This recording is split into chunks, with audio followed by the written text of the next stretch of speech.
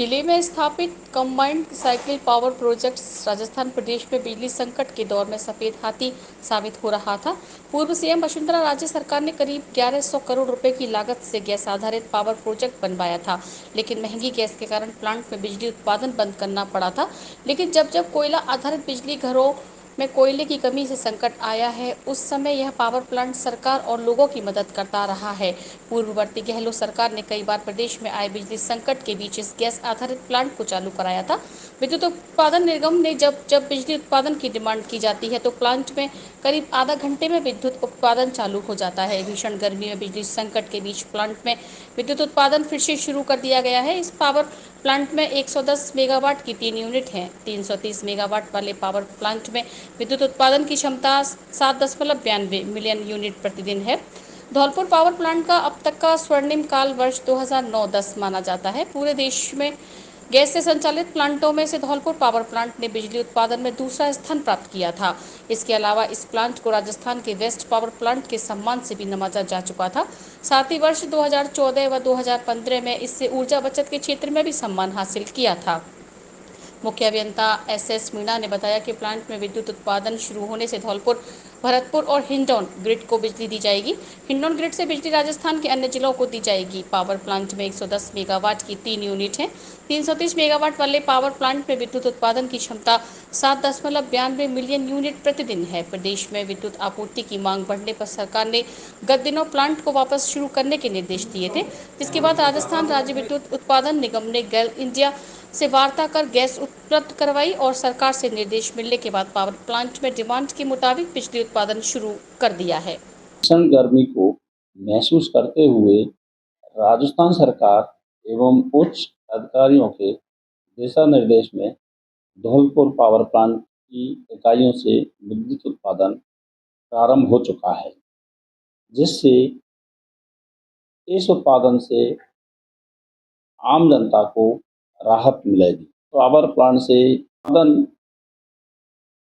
उत्पादित पावर हमारी धौलपुर, भरतपुर एवं हिंडौन लाइनों से बिजली का प्रभाव रहेगा।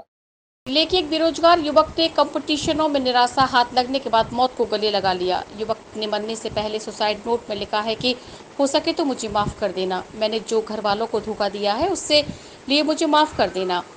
मैं अपनी ज़िंदगी में पूरी तरह से नाकाम रहा। मैं इस तरह की ज़िंदगी से बहुत परेशान हूँ। मुझे माफ़ कर देना। छोटू और गुड़िया, जीजी, मम्मी और घर वाले, मुझे माफ़ कर देना। मैं जो कर रहा हूँ उसका जिम्मेदार मैं अकेला ही हूँ। बस मैं ज़िंदगी से परेशान हूँ और कोई बात नहीं है। बहुत ज़्यादा टेंशन में मैंने रहने और घर की स्थिति को देखकर बहुत बुरा महसूस करता हूँ।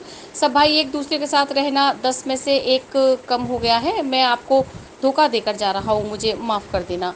मामला बाड़ी एक कस्बे का है जहां मृतक युवक किराए का कमरा लेकर प्रतियोगी परीक्षाओं की तैयारी कर रहा था, लेकिन उससे हर कंपटीशन में निराशा हाथ लगी तो उसने बीती रात को उसने जीवन लीला समाप्त कर ली।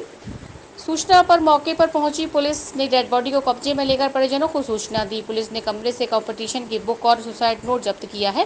पुलिस ने परिजनों से तहरीर मिलने के बाद आज शुक्रवार को बाड़ी के सरकारी अस्पताल में पोस्टमार्टम करा दिया है और मामले में जांच शुरू कर दी है। मृतक के परिजन शिवनारायण मीणा पुत्र रामशरण मीणा निवासी कछपुरा ने पुलिस को दी गई तहरीर में बताया कि उसका भतीजा 26 वर्षीय राजेश मीणा पुत्र उदय सिंह मीणा बाड़ी कस्बे में चंद्रभान के मकान में किराए का कमरा लेकर सरकारी नौकरी के लिए कंपटीशन की तैयारी कर रहा था। करीब 1.5 साल से वह नौकरियों के लिए परीक्षा दे रहा था, लेकिन हर बार उसको निराशा हाथ लग रही थी।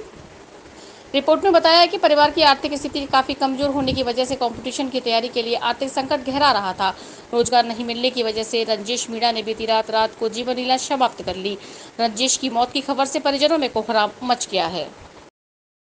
I will sunset the dead body deposit at the mortuary GH Badi for 2 days. I will complete Panchnama and postmortem report. विधायक की गिरफ्तारी की मांग को लेकर भाजपा के पूर्व विधायक सहित भाजपाइयों ने उपखंड अधिकारी को राज्यपाल के नाम ज्ञापन दिया। धौलपुर जिले के सनमथरा उपखंड अधिकारी को बसेड़ी के पूर्व विधायक सुखराम कोहली सहित भाजपाइयों के द्वारा एक ज्ञापन प्रेषित किया गया। ज्ञापन के माध्यम से बताया गया कि विधायक संजय जाटव के खिलाफ शराब की दुकान के सेल्समैन के द्वारा विधायक संजय जाटव पर मारपीट कर रुपए छीनने का आरोप लगाते हुए मुकदमा दर्ज कराया गया था। मुकदमे में गिरफ्तारी की मांग को लेकर बसेड़ी के पूर्व विधायक सुखराम कोहली सहित भाजपा कार्यकर्ता सनमथुरा उपखंड अधिकारी के समक्ष पहुंचे, जहां उपखंड अधिकारी को राज्यपाल के नाम ज्ञापन सौंपकर कांग्रेसी विधायक संजय जाटव की गिरफ्तारी की मांग की गई। 23/5/2024 को जो पुलिस थाना सनमथुरा में एक घटना घटित हुई और जिसमें सचिन शर्मा के सर पर काफ़ी गंभीर चोट आई और उन्होंने अपनी एफआईआर में ये बताया कि विधायक संजय जाटव ने उसका सर फोड़ा है और 3-4 लोग अन्य थे।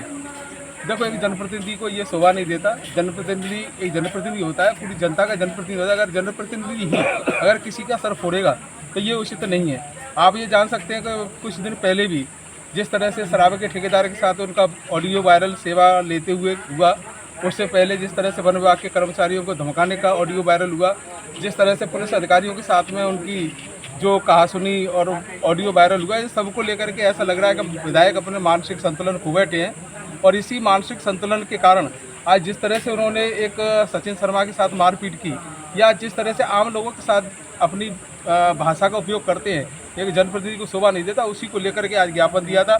आपको बता दूं कि उससे पहले चुनाव के समय में भी इन्हीं लोगों ने मेरे कार्यालय पर मारपीट की थी। उसका जो मैंने एक रपट के रूप में थाने में दिया था, परंतु उस पर कोई कार्रवाई नहीं थी। आज ये पूरे सभी विषयों को लेकर के आज ये ज्ञापन एसडीएम को दिया है और हम ये राज्यपाल मामले से ये निवेदन करते हैं कि अगर ऐसा हुआ है तो निश्चित रूप से विधायक को गिरफ्तार किया जाए और गिरफ्तार करा करके सचिन शर्मा को न्याय दिलाया जाए और जिस तरह से उनकी मनमानी चल रही है, इन मनमानियों पर रोक लगाई जाए।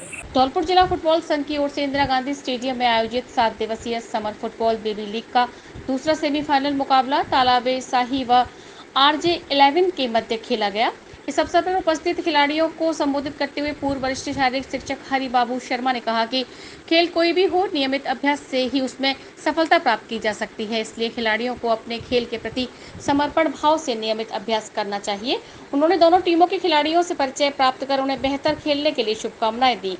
इस अवसर पर जिला फुटबॉल संघ के सचिव गुरमीत मान ने मंचासीन अतिथियों का माला पहनाकर उनका सम्मान किया। सेमीफाइनल मुकाबले में तालाबे शाही ने RJ11 पर 3-1 से विजय प्राप्त की और फाइनल में अपनी जगह बनाई। फाइनल मुकाबला 25 मई को शाम 5 बजे इंदिरा गांधी स्टेडियम पर खेला जाएगा।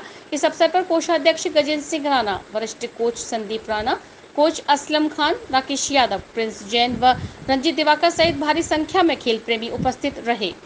स्काउट गाइड अभिरुचि कौशल शिविर में जागरूकता कार्यक्रम का हुआ आयोजन।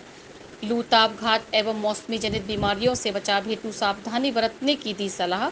धौलपुर में राजस्थान राज्य आपदा प्रबंधन प्राधिकरण ने लू से जन सामान्य के बचाव के लिए समस्त जिला प्राधिकरणों तथा लू प्रबंधन से संबंधित समस्त विभागों द्वारा प्रदेश में संभावित लू के प्रकोप को गंभीरता से लेते हुए इससे होने वाली क्षति को कम करने के लिए विभागीय एवं जिला स्तर पर सभी आवश्यक कदम उठाए जाने के निर्देश दिए हैं। इसी क्रम में उप मुख्य चिकित्सा एवं स्वास्थ्य अधिकारी डॉक्टर चेतराम मीना द्वारा स्काउट गाइड कौशल विकास एवं अभिरुचि शिविर राजकीय बालिका उच्च माध्यमिक विद्यालय धौलपुर में शिविरार्थियों को लू, ताप, घात तथा मौसम जनित बीमारियों, डेंगू, मलेरिया से बचाव के संबंध में जागरूक किया। इस अवसर पर कार्यक्रम में उप प्राचार्य उमा रायपुरिया, व्याख्याता भगवान सिंह मीना, स्काउट गाइड जिला सचिव मनोज कुमार शर्मा, मनोज गुप्ता, हरिओम कटारा, कुसुम रोहिणी, इस्माइल खान, मनोज झा, सुधीर, दिनेश शर्मा, दुर्गावती राणा सहित अन्य मौजूद थे। नहीं है, जहाँ तक कोशिश हो हम घर में ही रहें और 10 बजे से 5 बजे तक या 4 बजे तक हमें काम करना है, जाना ही पड़ेगा। तो घर से कुछ खा पी के निकलें। तरल पेय पदार्थ जिसमें अपना नींबू की शिकंजी हो सकता है, पानी हो सकता है, छाछ हो सकती है, आम पानी जो बनाते हैं वो हो सकता है।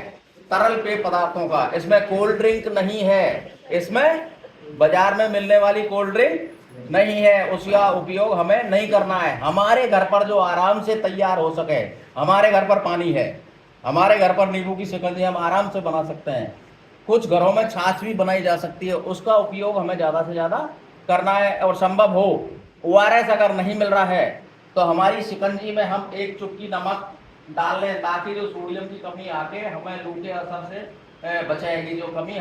जिले के मनिया थाना क्षेत्र में शुक्रवार को 2 अलग अलग जगह 2 विवाहिताओं की संदिग्ध हालत में मौत हो गई।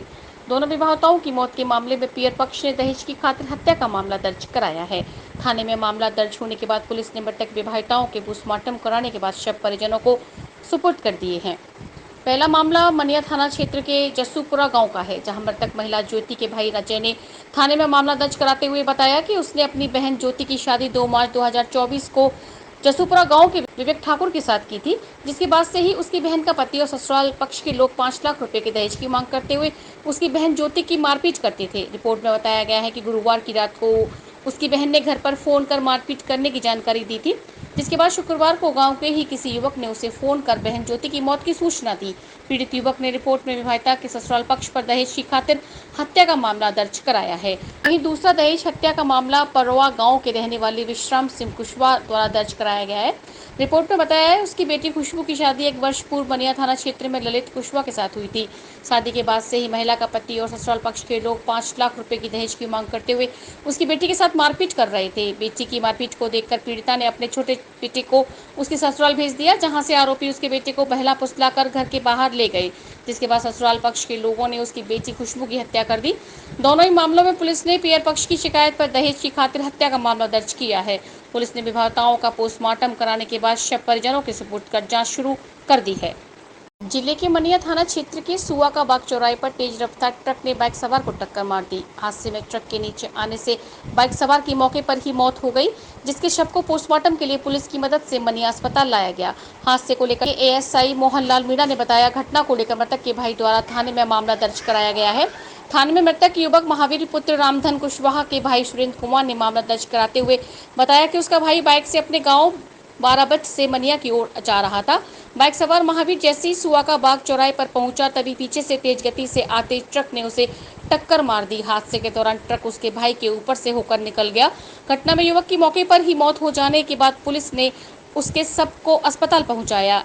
एएसआई ने बताया कि मृतक के भाई द्वारा दी गई रिपोर्ट पर पुलिस ने मामला दर्ज कर लिया है। वहीं घटना के बाद मृतक युवक के शव का पोस्टमार्टम कराने के बाद परिजनों के सुपुर्द कर दिया गया है। घटना को लेकर पुलिस जांच में जुटी है। शुद्ध आहार मिलावट पर वार अभियान के तहत चिकित्सा एवं स्वास्थ्य विभाग द्वारा जिले भर में लगातार कार्यवाही कर मिलावटखोरों पर शिकंजा कसने का कार्य किया जा रहा है। इसी क्रम में आज धौलपुर रिको औद्योगिक क्षेत्र में Paliwal sons dairy private limited से खाद्य सुरक्षा एवं मानक अधिनियम 2006 के तहत 3 नमूने पालीवाल ब्रांड घी के लिए गए। साथ ही संदेह के आधार पर 9,898 किलो घी को भी सीज किया गया। खाद्य सुरक्षा अधिकारी पदम सिंह परमार ने बताया कि लिए गए नमूने जांच के लिए प्रयोगशाला भेजे गए हैं। जांच रिपोर्ट प्राप्त होने पर आवश्यक कार्यवाही अमल में लाई जाएगी। उन्होंने बताया कि जिले भर में लगातार खाद्य पदार्थों के नमूने लेने का कार्य किया जा रहा है। आमजन को शुद्ध आहार उपलब्ध हो सके, इसके लिए विभाग प्रतिबद्ध है। उन्होंने बताया कि मिलावट की शिकायत व्हाट्सएप नंबर 9462819999 पर भी की जा सकती है। भारतीय जनता पार्टी के पूर्व प्रदेश अध्यक्ष एवं हरियाणा राज्य के चुनाव प्रभारी सतीश पूनिया का आज धौलपुर स्टेशन पर आगमन हुआ। उनके आगमन की सूचना मिलते ही धौलपुर जिले के भारतीय जनता पार्टी के सैकड़ों कार्यकर्ता उनसे मिलने एवं स्वागत करने के लिए धौलपुर स्टेशन पर पहुंच गए। धौलपुर स्टेशन पर ट्रेन से उतरकर पूनिया ने कार्यकर्ताओं का अभिवादन स्वीकार किया। कार्यकर्ताओं द्वारा उनको गुलदस्ता भेंट कर, माला पहनाकर एवं मिठाई खिलाकर स्वागत किया गया। पूनिया ने सभी उपस्थित कार्यकर्ताओं का धन्यवाद दिया। इस अवसर पर प्रदेश कार्यकारिणी सदस्य श्रवण कुमार वर्मा, पूर्व जिला प्रमुख किशन चंद शर्मा, प्रदेश कार्यकारिणी सदस्य विशंबर दयाल शर्मा, पूर्व विधायक बशेड़ी सुखराम कोहली, वरिष्ठ कार्यकर्ता जितेंद्र सिंह राजौरिया, पूर्व जिला उपाध्यक्ष कमल पहाड़िया सहित अनेकों भाजपा कार्यकर्ता उपस्थित रहे। शनिवार से राजस्थान में नौतपा शुरू होने जा रहे हैं। नौतपा शुरू होने से पहले ही धौलपुर जिले में भीषण गर्मी का दौर जारी है। पिछले दिनों जिले का अधिकतम तापमान 47 डिग्री के करीब दर्ज किया गया था, जिसके बाद से पिछले 2 से 3 दिनों में तापमान 3 से 4 डिग्री लुढ़ककर 42 डिग्री तक पहुंच गया है। उमस भरी गर्मी में जहां जिले के तापमान में गिरावट के बावजूद आम और खास लोग परेशान हैं, तो वहीं उमस भरी गर्मी से सरकारी कार्यालयों में लगे हुए कूलर और पंखे भी हाँफने लगे हैं। गर्मी की वजह से परेशान सरकारी कर्मचारी भी दिन में 2 से 3 बार कूलर में पानी भरने के साथ पेड़ों पर छिड़काव करते हुए नजर आ रहे हैं। गर्मी को लेकर मौसम विभाग ने 25 मई के बाद धौलपुर जिले में रेड अलर्ट जारी किया है। मौसम विभाग के मुताबिक धौलपुर जिले का तापमान अगले कुछ दिनों में 48 डिग्री को पार कर सकता है। जिले में भीषण गर्मी के चलते लोग जरूरी काम से ही घर से बाहर निकलते हुए दिखाई दे रहे हैं। गर्मी को लेकर स्वास्थ्य विभाग की ओर से एडवाइजरी जारी की गई है। इससे पूर्व जिला कलेक्टर श्रीनिधि वीटी ने भी लोगों से दोपहर के समय से बाहर न निकलने की सलाह दी है। Are you looking for a school that prioritizes academic excellence, fosters creativity, and nurtures individual growth, then Emmanuel Mission School is the right school that you're looking for. A legacy of 35 plus years, Emmanuel believes that every child is unique, and with the right kind of educational framework and attention, every child can shine bright. Admissions are now open at Emmanuel Mission Senior Secondary School, Badi Road and Jail Road branches. For admissions from class nursery to class 12 are open now, limited seats only. You can enroll your child for better future.